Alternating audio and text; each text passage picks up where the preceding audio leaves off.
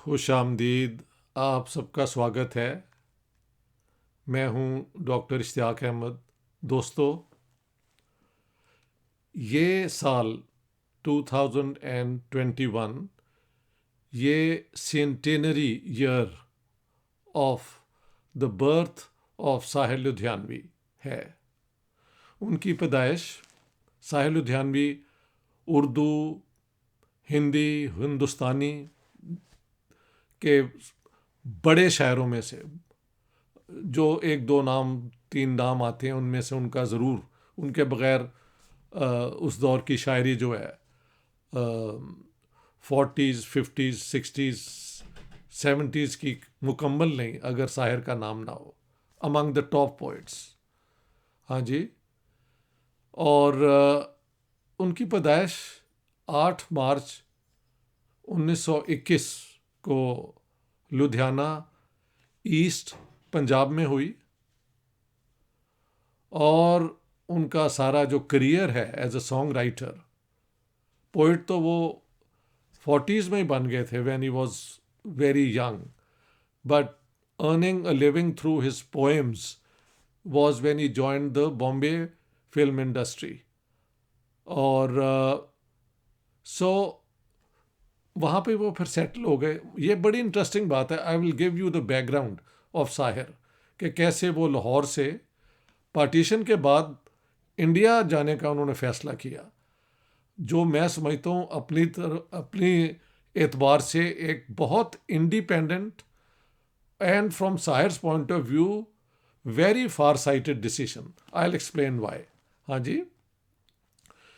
खैर, बॉम्बे में उनकी डेथ हुई 25 अक्टूबर 1980 को, यानी आज 25 अक्टूबर 1900 2021 है, यानी 41 ईयर्स अगो।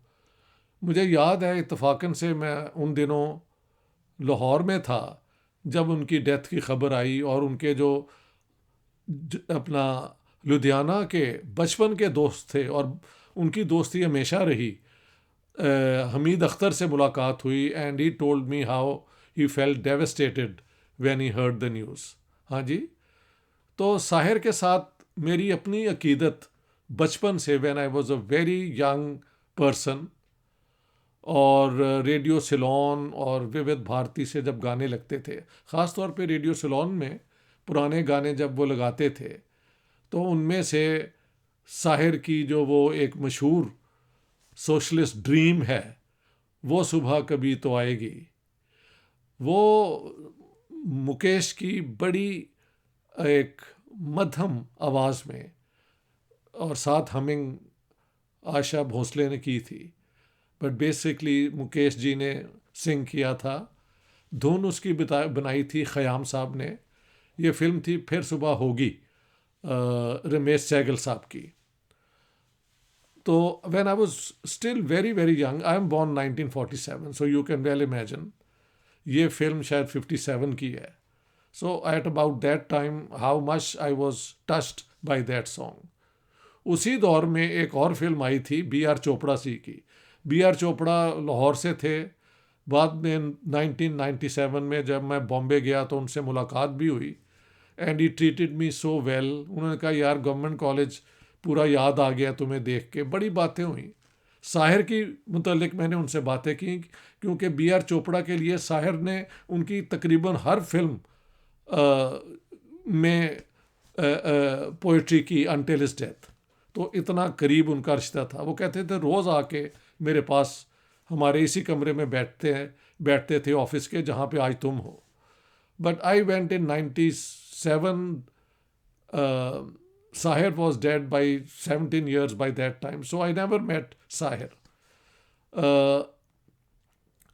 तो ये उनका फिल्म करियर बॉम्बे में जाके बना।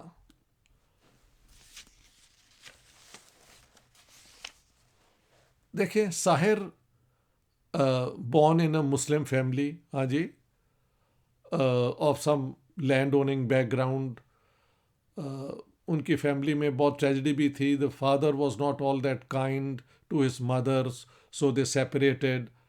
Sahir was taken to court to decide whether he wanted to be with his father or mother. He decided to stay with the poor mother. और वहाँ से औरतों के जो जुल्म है, औरतों पे जो ज़्यादती होती हैं, उनका बार बार अपनी पोइट्री में शायर ने जिक्र किया है. ये भी एक आउटस्टैंडिंग उनकी क्वालिटी है.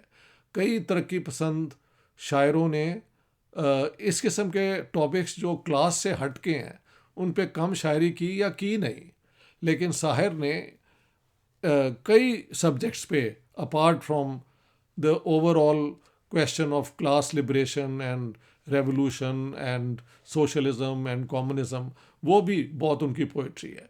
उनकी रोमांटिक पोइट्री जिस पे इतने ज़बरदस्त गाने जो हैं वो आप सब जानते हैं.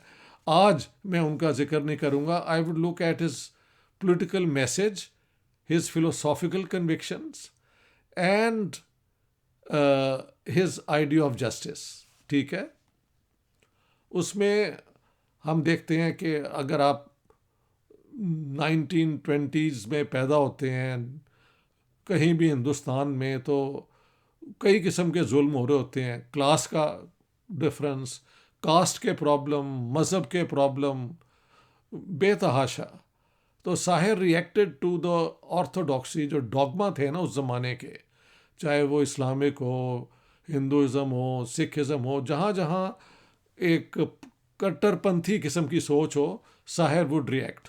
तो साहिर का एक जो मशहूर शेर है वो मैं आपके सामने पेश करना चाहता हूँ. ये है, अकायद वहम है, मज़हब ख़याल ख़ाम है साकी, अज़ल से ज़हन इंसान बस्ताए ओहाम है साकी.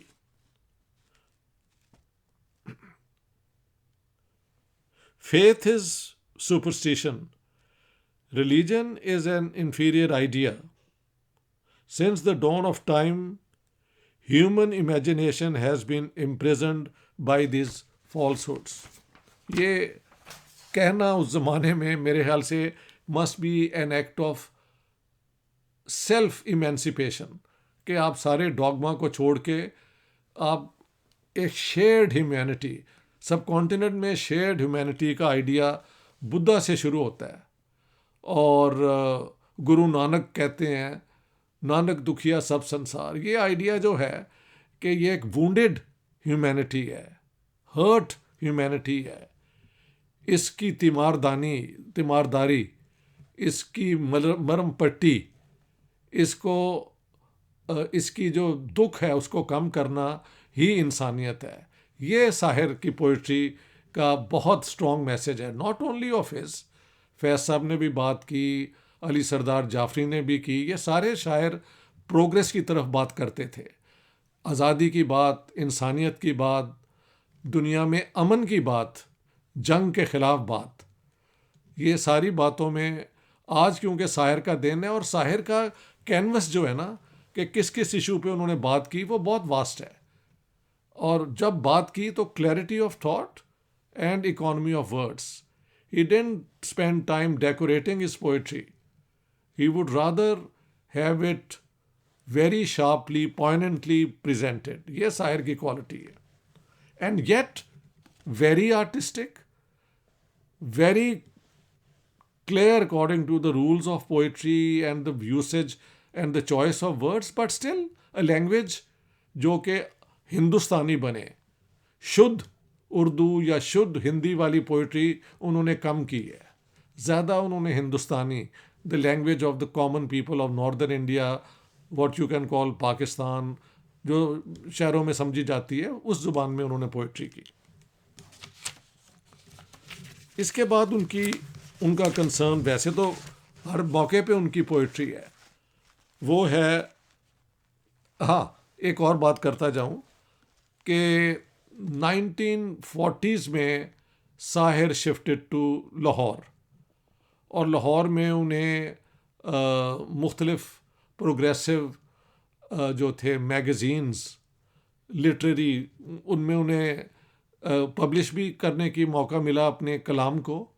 और वो सवेरा के एडिटर भी रहे, जो एक प्रोग्रेसिव मैगज़ीन था उस दौर का. और लाहौर से ही उनकी 1945 में फर्स्ट कलेक्शन ऑफ पोएम्स तलखियाँ पब्लिश हुई।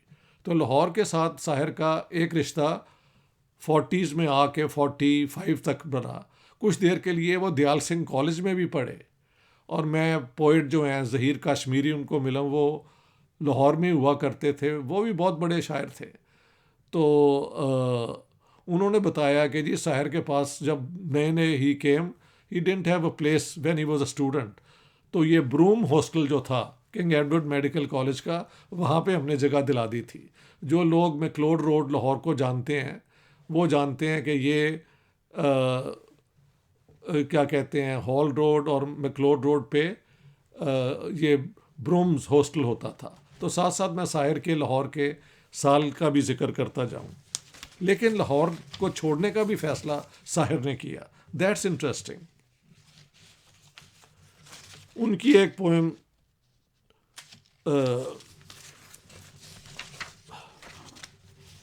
जो है ताज महल बड़ी मशहूर है। ताज महल में उन्होंने एक बिल्कुल मुख्तलिफ अप्रोच ली। एक तो है ना the beauty, the overwhelming exquisite perfection of the beauty aesthetics of the Taj Mahal. वो देख के मैंने भी देखा तो उसका तो जवाब ही नहीं है। Sahir understood all that but went beyond, और एक इस तरह सवाल किया,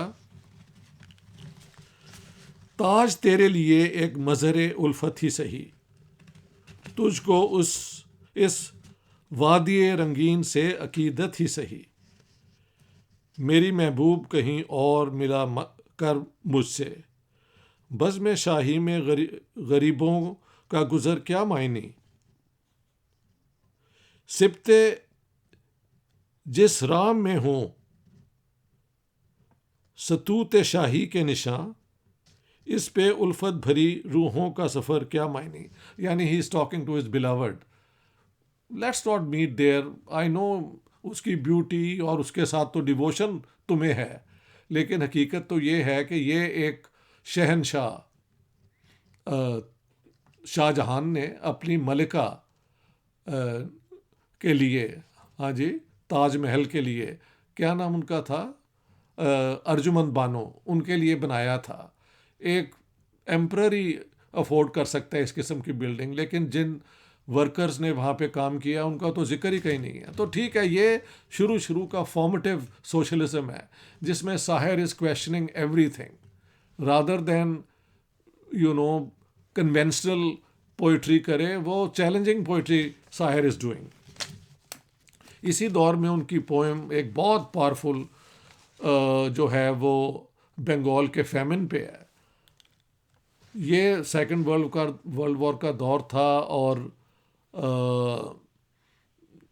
ये जो फूड ग्रेन है, मेहल राइस ही होगी ना बंगाल से, उस सारी की supply prime minister Winston Churchill apparently ने हुक्म दिया कि ये यहाँ से ले जा के और कंटोनमेंट्स में रखी जाए, और शायद दुनिया के मुख्तलिफ जगह जहाँ पे British army, British Indian army लड़ रही थी, वहाँ पे पहुँचाई जाए। और जब ये हुआ तो बंगाल के अंदर फिर एक कहत फैमिन हुआ। कहते हैं 3 मिलियन लोग मारे गए। उसके ऊपर भी साहिर की पोएम जो है ना, आप ज़रूर देखें। मेरे ख्याल से आप उससे बड़ा डीपली शेक करती आपकी सेंसिबिलिटीज़ को। मेरी आपसे रिक्वेस्ट है कि आप उसको भी देखें।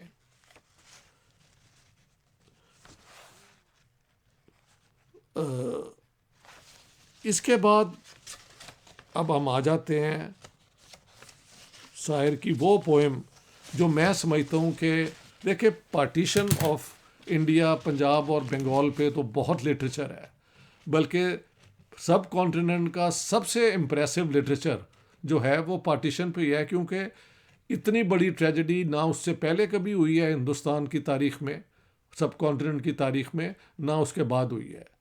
At least 1 million people killed and more than 12 to 15 million people uprooted from their homes, crossing the border between India and Pakistan in search of mostly safe havens. ये बहुत बड़ी, दुनिया की सबसे बड़ी माइग्रेशन है तारीख के अंदर। और 1 मिलियन जो मारे गए उनमें से 8 लाख कम से कम पंजाब के अंदर उनकी जान बहक हुई। और 10 मिलियन पंजाबी जो हैं, हालांकि पंजाब की पॉपुलेशन सारे हिंदुस्तान की 400 मिलियन थी, पंजाब की 33 मिलियन, उसमें से भी 10 million had to run for their lives for safety. तो आप अंदाज़ा लगाएं। और साहिर तो थे ही पंजाबी। होता क्या है कि पंजाब की जब पार्टीशन ये हो रही थी, फिसाद हो रहे थे, दंगे हो रहे थे, तो he was in Bombay trying his first luck in films. और हमीद अख्तर वहाँ पे जो उनके लुधियाने के दोस्त थे वो भी बॉम्बे में थे। तो खैर ये दोनों फिर, क्योंकि दोनों लुधियाने से थे और इनकी फैमिलीज लुधियाने में थी, हमीद अख्तर अपनी फैमिली को लेके आए, साहिर अपनी मदर को ले आए। लाहौर के अंदर फिर जो वहाँ पे पोएम उन्होंने एक लिखी, एक तो उनकी इनकलाबी रेपुटेशन बहुत बन चुकी थी, एक फिर उनकी पोएम है हम भी देखेंगे। इसको बाद में फैज साहब ने भी अपनाया और वो पोएम बहुत ज़्यादा पॉपुलर हुई। लेकिन ओरिजिनली ये साहिर की एक पोएम है कि हम भी देखेंगे, और उसमें वो कहते हैं कि ये जो निज़ाम है ये बदलेगा, और जिन लोगों ने आज जुल्म किया है गरीबों के ऊपर, they would be held accountable. तो जब ये पोएम कहते हैं कि साहिर ने लिखी, तो जो पाकिस्तानी CID है उनके पीछे लग गई, और कुछ उनके दोस्तों ने वार्न किया कि पाकिस्तान में आपका रहना जो है मुश्किल है। मुझे हमीद अख्तर ने बताया था कि देखो Sahir would say to us जब हम पाकिस्तान बना रहे थे। देखें, यहाँ एक और बात बताता चाहूँ, कम्युनिस्ट पार्टी ऑफ इंडिया ने एक फ़ैसला किया था 1942-43 में कि मुसलमान, सिख, गुजराती, बंगाली, सिंधी, अगर ये नेशनैलिटीज़ अपना अलग मुल्क बनाना चाहें तो वो बना सकती हैं। जब ये किया तो जो उस ज़माने की फ्रीडम स्ट्रगल कांग्रेस की थी उससे ये अलग हो गए।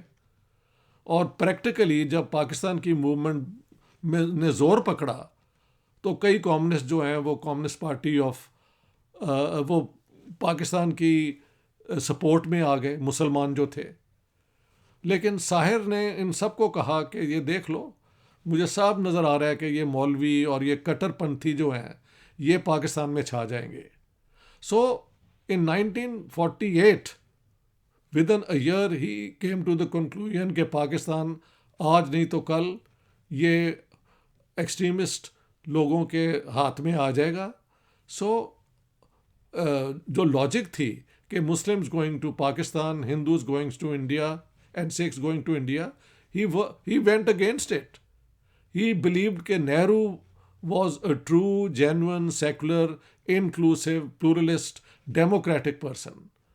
And Jinnah sahab individually secular as a person भी हैं और मॉडर्न आदमी हैं, लेकिन उनके इर्द गिर्द जो सारा माहौल है वो बड़ा कंजर्वेटिव है, बड़ा ओप्रेसिव है। So he cross the border and went to India. और ये उनका फ़ैसला मैं समझता हूँ I think was a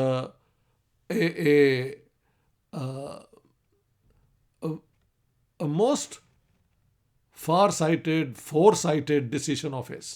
क्योंकि जो फिर साहिर को मुकाम बॉम्बे फिल्म इंडस्ट्री में मिलिया, साथ साथ उनकी शायरी भी जो हुई, उनका पैगाम मिलियंस तक पहुंचा, जो आज तक भी गानों की सूरत में, मुशायरों की सूरत में, अशार की सूरत में हर जगह उसका जिक्र होता है। तो पार्टीशन के एक्ट पे एक उनकी पोएम है जिसका जिक्र होना चाहिए, और बहुत कम जगह पे मैंने देखा है लोगों ने इसका जिक्र किया है। ये जो है अपना फैज़ साहब की ये दाग दाग उजाला, ये बहुत मशहूर है। और अमृता प्रीतम की अज आखां वारिस शाह नू, ये तो बहुत ही मशहूर है, जिसमें पंजाब में औरतों पे जो जुल्म हुआ उसका जिक्र है। फैज़ साहब कह रहे हैं कि ये सुबह तो ऐसी सुबह है जिसमें दाग लगे हुए हैं, और ये ऐसे है कि आज ही सुबह के वक्त ही शाम पड़ गई है। ये उनकी पोएम आप ज़रूर पढ़ें। फैज साहब की one of the most beautiful poems. But Sahir की पोएम मैं समझता हूँ बाकी सब लोगों से बहुत बड़ी पोएम है, क्योंकि वो पार्टीशन का एक तो दुख है ना, कि ये वो आज़ादी नहीं है कि वर्क जो गरीब है वो भी आज़ाद हो जाए और ये जो क्लासेस हैं वो भी एबॉलिश हो जाएं और एक सोशलिस्ट हिंदुस्तान बने। ये तो एक जनरल फीलिंग थी ना कम्युनिस्टों की, राइट और wrong. I am not here to defend what they believed in, लेकिन साहिर इज सेइंग कि पार्टीशन इज अ सेटबैक। ये दोनों जगह पे जो है नफरतें पैदा करेगा। तो I would like to read some of the verses from his poem Mufamat. Mufamat का मतलब क्या है? कॉम्प्रोमाइज़। कॉम्प्रोमाइज़ क्या किया कि हम इनकलाब करेंगे, हम इंडिया को आज़ाद करेंगे, लेकिन आखिर में कम्युनिस्टों ने भी और बाकी लीडर्स ने भी कॉम्प्रोमाइज़ किया कि ठीक है, आज़ादी अगर इंडिया को डिवाइड करके मिलती है तो हम एक्सेप्ट कर लेते हैं। Which Sahir did not accept, he didn't believe in the partition of India. ये बहुत बड़ी बात है। And despite being a Muslim and his mother here, he took her and went to India and stayed there.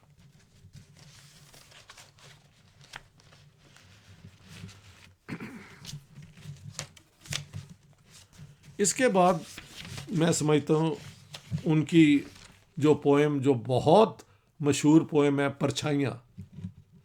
हाँ जी, ये poem, और ये एक कलेक्शन ऑफ पोएम्स भी बनी बाद में। ये एक तवील poem, a long poem of his, जहाँ पे साहिर का जो एंटी वॉर कमिटमेंट है। Sahir was a man of peace, really he believed in peace, Aman, peace among nations and states, peace among communities, peace in the localities. He was a man of peace, कहना चाहिए। तो परछाइयाँ में उनकी poem जो है आप ज़रूर पढ़ें। मैं समझता हूँ इसके हिंदी में आपको भी इसकी मिल जाएगी पब्लिकेशन, शायर की कंप्लीट पोइट्री की। It's a great great poem. उसके जो आखिरी जहाँ पे वो ख़त्म करते हैं पोएम में, वो है गुज़िश्ता जंग में घर ही जले मगर इस बार, अजब नहीं कि तन्हाइयाँ भी जल जाएं। गुज़िश्ता जंग में पेकर जले मगर इस बार, अजब नहीं कि परछाइयाँ भी जल जाएं। तस्वरात की परछाइयाँ उभरती हैं। ही is talking of total war, कि पहली जंगों में तो जो तबाही हुई वो हमको नज़र आ गई है, लेकिन अगली वॉर तो न्यूक्लियर वॉर अगर होगी तो ये सारी distinctions between the material and between the idea, because civilization and humanity as a whole would be under threat of extinction. ये शायर की पोएम, ये है उनकी पोएम। और फिर बाद में भी एंटी वॉर पोएम उन्होंने की हैं।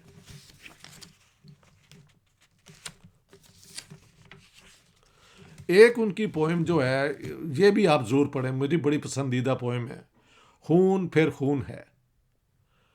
और ये अफ्रीका के लीडर थे पैट्रिस लुमुम्बा, जिनको उस ज़माने के जो इम्पीरियलिस्ट पावर्स थी वेस्ट, उन्होंने मिल मिला के वहाँ के किसी और लीडर के ज़रिए उनको, यानी he was shot to death. मैंने वो आज तक उनकी वो देखी है, वो अभी भी मिल जाती है वीडियो कहीं ना कहीं। It's a horrible thing to look at. खून फिर खून है, जुल्म फिर जुल्म है, बढ़ता है तो मिट जाता है, खून फिर खून है, टपकेगा तो जम जाएगा। वॉट इज ट्राइंग टू, ये पोएम आप पूरी पढ़ें कि ओके, यू कैन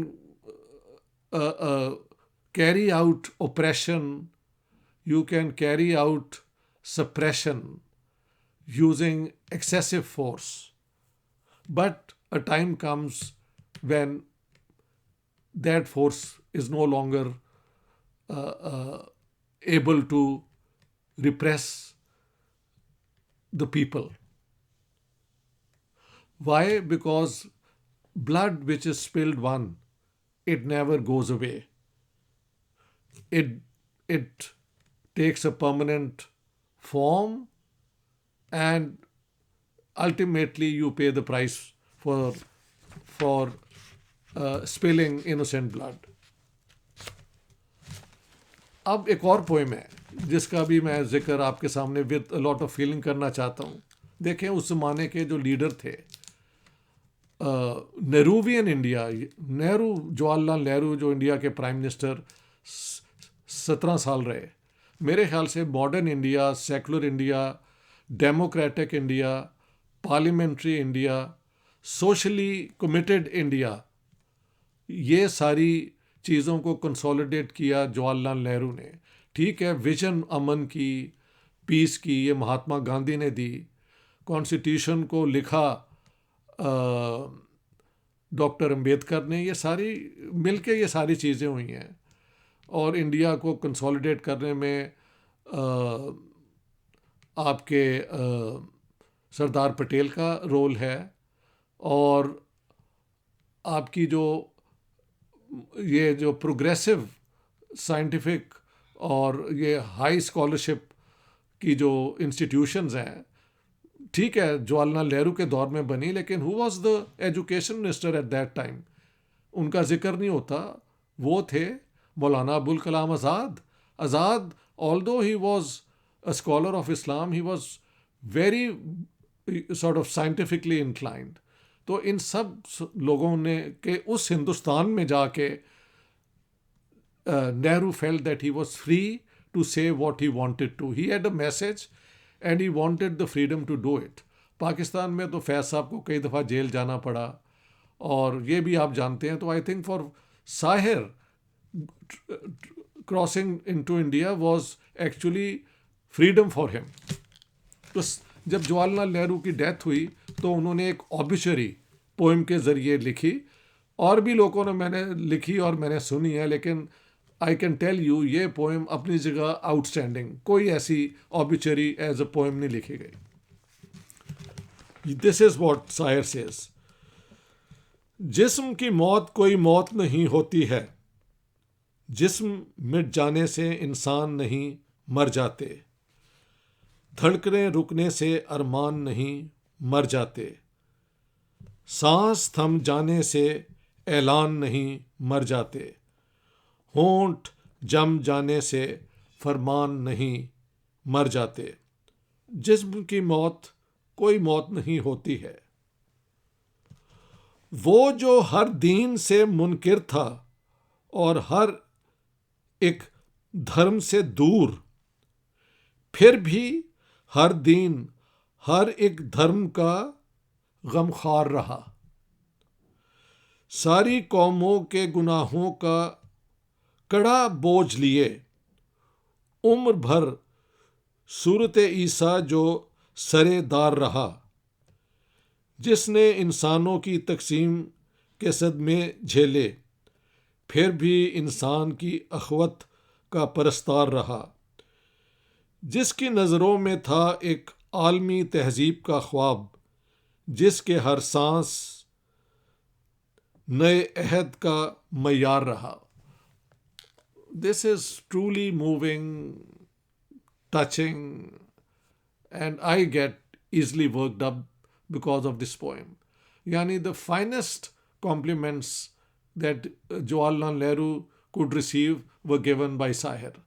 वो कहते हैं कि आपकी वजह से, you know, Nehru was open about not being religious, but despite being, you know, a rationalist, उन्होंने हर मज़हब की, हर कौम का जो था कि उसके इंटरेस्ट को प्रोटेक्ट किया. हिंदुस्तान को सेकुलर स्टेट तभी कंसोलिडेट किया गया ना. महात्मा गांधी को तो मार दिया था उन्होंने, जो एक इंडिया को हिंदू राष्ट्र बनाना चाहते थे. तो बाद में इस चैलेंज को फिर और महात्मा गांधी के विजन को और जो इंडियन कॉन्स्टिट्यूशन थी उसकी स्पिरिट को कंसोलिडेट तो जवाहरलाल नेहरू ने किया. अब दुनिया जो मर्जी कहती रहे उसके ख़िलाफ़, जो भी लोग कहते रहे, doesn't matter. The facts are too well known for people who are informed and educated.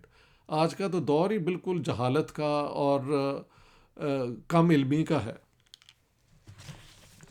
I will quickly go through फिर वहाँ पे उन्होंने एक पोएम जश्न गालिब बनाया गया। गांधी की हर साल एक रस्मी होती है सेलिब्रेशन उनके पैदाइश पे। और तो गालिब सेज लाइक दिस, ख़त्म हुआ दोनों का जश्न, आओ उन्हें अब कर दें दफन। ख़त्म करो तहजीब की बात, बंद करो कल्चर का शोर। सत्या अहिंसा सब बकवास, हम भी कातिल तुम भी चोर। ख़त्म हुआ दोनों का जश्न, आओ उन्हें अब कर दें दफन। एंड ही कंटिन्यूज, वो बस्ती वो गांव ही क्या जिसमें हरिजन हो आज़ाद। वो कस्बा वो शहर ही क्या जो ना बने अहमदाबाद। ख़त्म हुआ दोनों का जश्न, आओ उन्हें अब कर दें दफन। गांधी हो या गालिब हो, दोनों का काम यहाँ। अब के बरस भी कत्ल हुई, एक की शिक्षा एक की ज़बान। ख़त्म हुआ दोनों का जश्न, आओ उन्हें अब कर दें दफन। यानी इंडिया में उस ज़माने में उर्दू पे कोई तवज्जो, यानी हिंदुस्तानी बहुत हिंदीआइज्ड किस्म की वहाँ पे पॉलिसीज़ आ रही थी, despite Nehru and all trying to find a way के हिंदुस्तानी को, बट हिंदुस्त it was replaced by Hindi. And now शुद्ध हिंदी मूवमेंट मैं नोट करता हूँ बहुत ज़्यादा है, ठीक है, दैट इज़ इंडियाज़ डिसीजन। और गालिब गांधी की ने तो अपनी जान दे दी अमन के लिए, प्यार मोहब्बत के लिए, कम्युनल हार्मनी के लिए। और इंडिया के अंदर कम्युनल वायलेंस जो है वो उस ज़माने में हो रही थी, जिस पे फिर साहिर ने ये अपने पॉइंट ऑफ व्यू को, और वहाँ पे Indira Gandhi prime minister was sitting there when he said this. Sahir was a fearless man in that sense. Of course he left Pakistan because he thought कि इंटेलेक्चुअली वो बड़ी कंस्ट्रिक्टिंग सोसाइटी बन जाएगी। इंडिया फिर भी उसे चांस देगा अपनी सेकुलर रेवोल्यूशनरी प्रोग्रेसिव पोइट्री करने का, और ये हुआ भी। As long as he lived he could say what he wanted to.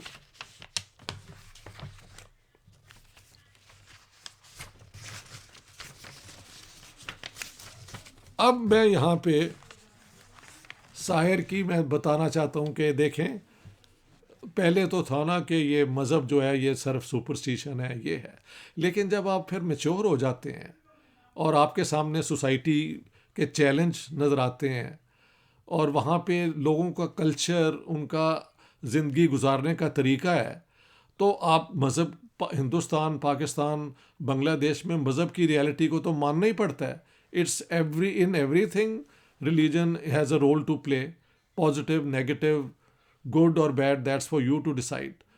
तो जब म्यूज़िक डायरेक्टर रोशन, जो हमारे गुजरांवाले से गए हुए थे, उनको ये फिल्म के लिए कव्वाली बरसात की रात के लिए कंपोज करनी पड़ी, तो बरसात की रात के सारे जो नगमे हैं, गाने जो हैं, वो साहिर ने लिखे। तो ये पोएम जो है ये इश्क इश्क है, ना तो कारवां की तलाश है, ना तो हम सफ़र की तलाश है। ये बहुत तवील एक वो क्या कहते हैं कव्वाली है, और इसके अंदर कई बंद हैं जो जिस तरह से रोशन जी ने उसको उसका टेम्पो बनाया है वो इंक्रीज़ होता जाता है। इसको गाया था उस ज़माने के बड़े सिंगर्स ने, जिनमें बन्ना डे और मोहम्मद रफ़ी, आशा भोसले और सुधा मल्होत्रा, और साथ में बाकी भी लोगों ने एस डी बातिश और सिंह, इन लोगों ने भी साथ साथ छोटे छोटे पीस किए हैं। उसमें आखिर का जो है ना, मैं बता रहा हूँ कि किस तरह साहिर को जब एक पोएम में मज़हब को पॉजिटिवली भी देखना का चैलेंज आया, तो वो क्या, how does he understand his idea of religion at a mature age, कि अगर मज़हब हो तो वो किस तरह का हो। वो इस आखिरी उसमें कहते हैं, जब जब कृष्ण की बंसी बाजी, निकली राधा सज के, जान ओ जान का ध्यान भुला के, लोक लाज को तज के, बन बन डोली जनक दुलारी, पहन के प्रेम की माला, रोशन जल के रोशन जल की प्यासी मीरा, पी गई बिस का प्याला। ये इश्क इश्क है। और इससे आगे फिर जो टेम्पो है ना, क्रिसेंडो, वो आप ज़रा सुने।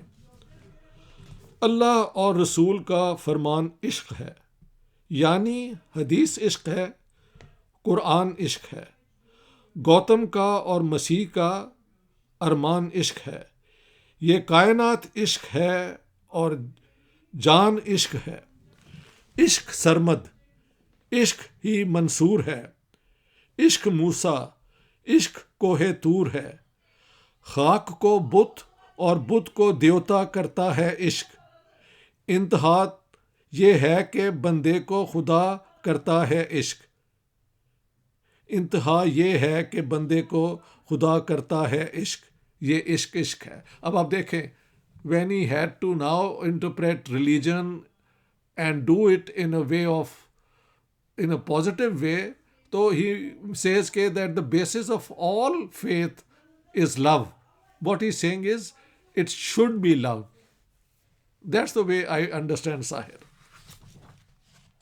ये भी बता दूं कि ताजमहल पोएम लिखने के बाद when he was a youngster, बाद में ताजमहल फिल्म के उन्होंने पूरी शायरी भी की, जिसमें फिर शाहजहां की और अर्जुमंद बानो की जो लव स्टोरी जो कन्वेंशनल है उसके हक में पोइट्री भी बहुत की है, और उसमें उनको अवार्ड भी मिला था। जो वादा किया वो निभाना पड़ेगा। बट शायर ने कहा था ये मेरी बड़ी पोइट्री नहीं है।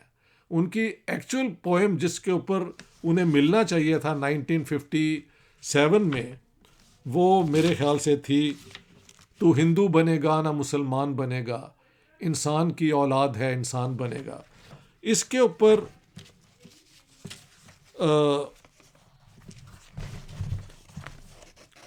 ये मैं आपको पढ़ के सुनाना चाहता हूँ। वैसे तो ये फिल्मी गाना है तो आपने सुना ही होगा। तू हिंदू बनेगा ना मुसलमान बनेगा, इंसान की औलाद है इंसान बनेगा। अच्छा है अभी तक तेरा कुछ नाम नहीं है, तुझको किसी मज़हब से कोई काम नहीं है। जिस इल्म ने इंसानों को तकसीम किया है, उस इल्म का तुझ पर कोई इल्ज़ाम नहीं है। तू बदले हुए वक्त की पहचान बनेगा, इंसान की औलाद है इंसान बनेगा। इसकी तरह बैकग्राउंड भी सुने। ये B.R. चोपड़ा साहब की फिल्म थी धूल का फूल, और उसमें यह गाना है कि एक बच्चा जो है उसके पेरेंट्स शायद फिसाद में मारे जाते हैं एंड नोबडी नोस उसका पेरेंट कौन है, तो एक मुसलमान उसे अडॉप्ट कर लेता है और उसका नाम वहाँ पे रखा गया अब्दुल रशीद। B.R. चोपड़ा को जब मैं मिला तो उन्होंने कहा मेरे लाहौर में एक दोस्त हैं अब्दुल रशीद जिनके ख़त आया करते थे, अब ही इज़ डाइड, अब उनके बच्चों के आते हैं। तो इस फिल्म में ये किरदार किया था मनमोहन कृष्ण जी ने, जो हमारे लाहौर गवर्नमेंट कॉलेज से उन्होंने MSc की थी। 1937 से 1943 तक पढ़ते रहे। बीडन रोड लाहौर पे कई लोग उन्हें जानते हैं, वो वहाँ पे खड़े हुआ करते थे। गवर्नमेंट कॉलेज और बाकी DAV कॉलेज के फंक्शंस में उनको गाने के लिए भी बुला लेते थे। He was a very good singer. बल्कि लाहौर में उनका एक नगमा भी OP नैयर साहब के म्यूज़िक में रिकॉर्ड हुआ था, दिया तो जला सब रात रे बालम पर तुम लौट ना आए। वो भी कभी आप देखें, आप YouTube पे मनमोहन कृष्ण ने गाया है। और ये 1944 में शाहदिन बिल्डिंग लाहौर में जो थी माल रोड पे, वहाँ पे रिकॉर्ड हुआ था। वहाँ पे OP नैयर का वो जो मशहूर एक गीत है प्रीतम आन मिलो, वो भी शाहदिन बिल्डिंग में हिज मास्टर्स वॉइस का स्टूडियो होता था। ये सारी चीज़ें मुझे पता हैं तो मैं साथ साथ बताई जा रहा हूँ। तो ये भी उनका है। लेकिन एक फिर उनकी मैं आज जिस पे मैं ख़त्म करना चाहता हूँ वो है, आई थिंक, जब उन्होंने देखा होगा कि after all these years Hindustan अभी भी ये जो होते हैं communal violence, caste oppression, caste violence और इस किस्म के प्रॉब्लम्स में इन्वॉल्व है। साथ साथ एक और भी उनकी नज़म है जिसका जिक्र आज हो जाए, एंटी वॉर फिल्म ए शरीफ इंसानों, वो भी आप ज़रूर पढ़ें। 65 वॉर के बाद साहिर ने लिखी थी और मेरे ख्याल से 65 वॉर के बाद जो पोएम्स लिखी गई दोनों तरफ से एंटी वॉर पोएम्स, उसमें सबसे बड़ी पोएम है, आप उनकी किताब में ये देख सकते हैं, ए शरीफ इंसानों। और मुझे वो बहुत टच करती है, अपनी क्लासेस में भी मैं सुनाता हूँ अपने स्टूडेंट्स को जब मैं पाकिस्तान में पढ़ाता था। मगर I will and now here with this poem where he expresses his agony, his pain, कि despite India being a free nation, democracy, election, लेकिन सोसाइटी अभी तक अपने प्रिमिटिव प्रॉब्लम्स को रिजॉल्व नहीं कर सकी। तो दिस इज व्हाट ही से, अपने अंदर ज़रा झांक मेरे वतन, अपने ऐबों को मत ढांक मेरे वतन, तेरा इतिहास है खून में लिथरा हुआ, तू अभी तक है दुनिया में पिछड़ा हुआ बैकवर्ड लुकिंग, तूने अपनों को अपना ना माना कभी, तूने इंसान को इंसान ना जाना कभी, तेरे धर्मों ने ज़ातों की तकसीम की, तेरी रस्मों ने नफ़रत की तालीम दी, वैश्यों का चलन तुझ में जारी रहा, कत्लो खून का जनू तुझ पर तारी रहा, अपने अंदर झांक मेरे वतन। मेरे ख्याल से ये भी एक बड़ी हिम्मत है कि उस ज़माने में जो ये कम्युनल टेंशन होती होगी, वायलेंस होती है, हरकत हो रही, आई मीन स्टेट लेवल पे पॉलिसीज़ बनाना एक चीज़ है, सोसाइटी को उसके मुताबिक ट्रांसफॉर्म करना एक उससे बड़ा चैलेंज है। तो before he died I think this, ये एक फिल्म में ये गाने के तौर पे भी गाया गया है और रफ़ी साहब ने इसे गाया था। तो here I would like to end by saying कि आज 25 अक्टूबर 2021 को आज की जो मैंने ये प्रोग्राम किया है, ये है उनका the date on which he died in Bombay. हाँ जी, वो अपने घर से टैक्सी लेके अपने दोस्त डॉक्टर कपूर के पास गए, शायद वो उनके फिजिशियन थे, लेकिन वहाँ पहुँचते पहुँचते उनकी डेथ भी हो गई। So that is how he died.